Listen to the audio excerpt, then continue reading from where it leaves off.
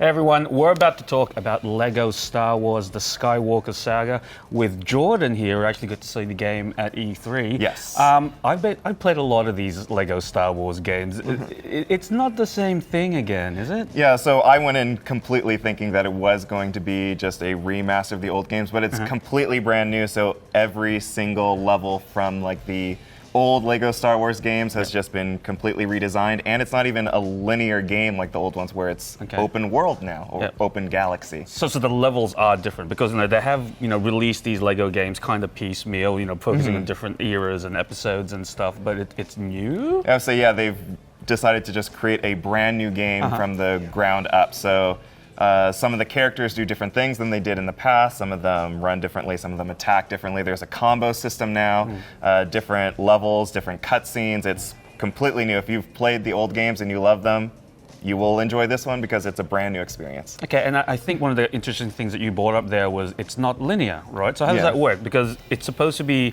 looking at the 9 movies in the mainline Star Wars saga, right? Yeah, so from the title screen, you have the option of choosing any of the 9 mainline movies, so Phantom Menace, Attack of the Clones, etc., etc. You can tackle them in any order that you want.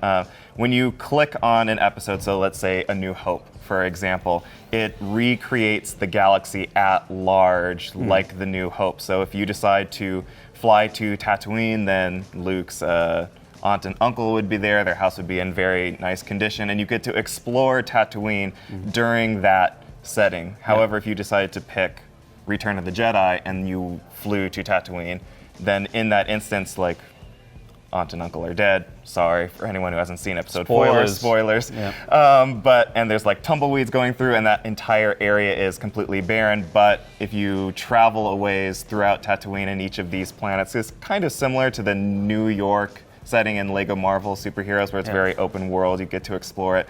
You could find a Jabba's barge, for example, which wouldn't necessarily be there in episode 4 because Jabba isn't like a main character in that instance yet. I get it. So for what happens when with some of those planets that have nothing that happened in them within those movies? So for example, Endor, and you go to, can you go to Endor if you're doing like episode 7, or how does it work? I would say they seem to imply that there is a set number of planets for like each of the 3 trilogies at play.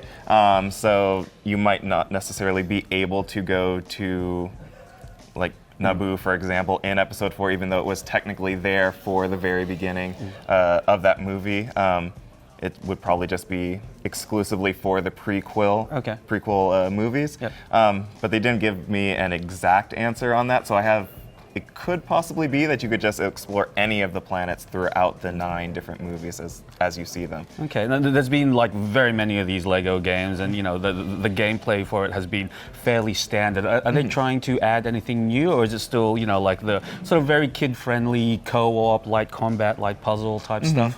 It's pretty similar to what you would expect. There is a combo system now, so it kind of measures, like if you press the X button 2 times, then Luke will swing his lightsaber in this way. But if you press the X button 3 times, then you press the B button after that, he would swing his lightsaber in a slightly different manner. So there's a bit of a combo system in that regards, but at the end of the day, if you just mash that X button, then you're going to cut through enemies regardless, or shoot them with a blaster. The riddles and puzzles have made a return as well, although they're a bit more fun to actually complete now. You unlock Kyber bricks for doing it, and you now use those Kyber bricks to pay for new ships and new ship upgrades, which you can use in the new ship space battles that occur in the open galaxy. Now this is exciting. Tell me a bit more. So it's like actual, dogfighting, is that right? Yeah, so now whenever you spawn into the game, so if you spawned like into episode 4 and your first mission is to go to Tatooine for Luke to engage with old Ben, you actually have to fly to Tatooine, and maybe you own the Millennium Falcon, so you're flying in the Millennium Falcon, and maybe on your way to Tatooine, you run into an Imperial Star Destroyer fighting a Rebel frigate, and it's just a space battle going on. That's cool. Yeah, you can either just decide to skip it and just go straight to the planet to start your story mission or do some side quests, or you can fly into the space battle, and it kind of plays out similarly to the 2005 Battlefront 2 space battles, where there's just a bunch of ships flying around, and you get to side with whichever one you want and try to like take out their dreadnought. But it's not on rails though, right? Like you have some freedom. Yeah, of you're just movement within there, freely right? flying around. Yeah. Even when you're going to the planet, you can freely fly around in space. So it's not on rails, Yep. completely open. It's an open world game. Okay. Now, one of the key features of I think the Lego games has always been its humor, its charm, and how it tries to recontextualize like the events that and try and put a funny spin on it. Yeah. Like, are they still doing that with this one? They're not recycling jokes, are they? No, they are not recycling jokes. They have plenty of new ones. One of my favorites is that C-3PO can now like divide himself into pieces since he's always falling apart in the movies, and he can move independently. Some of the droids that you encounter, like the Gonk droid that kind of goes like boop, boop, beep, boop, boop in all the movies, C-3PO can actually talk to those droids, and you find out that they're saying like, I have no nose, so I can't smell the trash. Okay. And I'm trying to find the trash compactor. Can you help me? And he'll like wander around, and if he accidentally like trips on a rock or encounters an enemy, he falls down, and he'll just repeatedly be like, help, help, help, help me get up. And it's just this adorable little droid, and you finally get to figure out what they are saying. And then there's just random funny moments too, like Darth Vader cutting off Luke's hand, realizing his mistake, and being like, "Oh, you can have one of my robot hands instead." I actually find that droid story very sad. I have no I thought it nose was funny. and I cannot smell, which is my main function.